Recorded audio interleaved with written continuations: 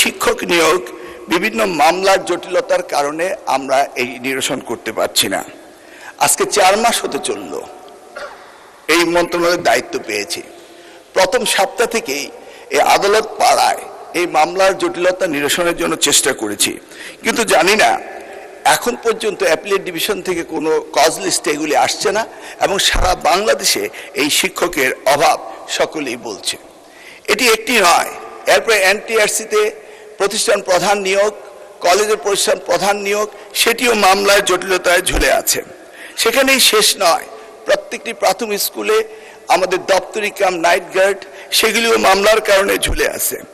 আমাদের মামলার যদি পরিসংখ্যান দেখি তাহলে হাজার হাজার মামলা আমরা দেখতে পাচ্ছি। মাননীয় স্পিকার, ইতিমধ্যে আরো 33,000 হেডমাস্টার পজিশন খালি হয়েছে। আপনি একটু ভেবে দেখুন, সারা বাংলাদেশে এই হেডমাস্টার এখনো যারা হেডমাস্টার হতে পারেননি তারা রিটায়ারমেন্টে চলে যাচ্ছেন এবং তারা হেডমাস্টার প্রমোশন পাচ্ছেননি। আমি মাননীয় সংসদ সদস্য এবং সকলে অবগতির জন্য বলছি, আপ্রাণ চেষ্টা করার পরও মামলা জটিলতার কারণে এইগুলি নিরসন হচ্ছে না। ইতিমধ্যেই আবার প্রাথমিক স্কুলের প্রশাসনিক বদলির কথা বলা হয়েছে। আমি মাননীয় সংসদ সদস্য জ্ঞাত স্যার বলতে চাই, এগুলি উপজেলা এবং জেলা এবং বিভাগ পর্যায়ে পাঠিয়ে দেওয়া হয়েছে। মাননীয় স্পিকার, আমরা সকলেই জানি education is the essence commodity for everybody. অতএব সকলে এই বিষয়টি গুরুত্ব দেয়।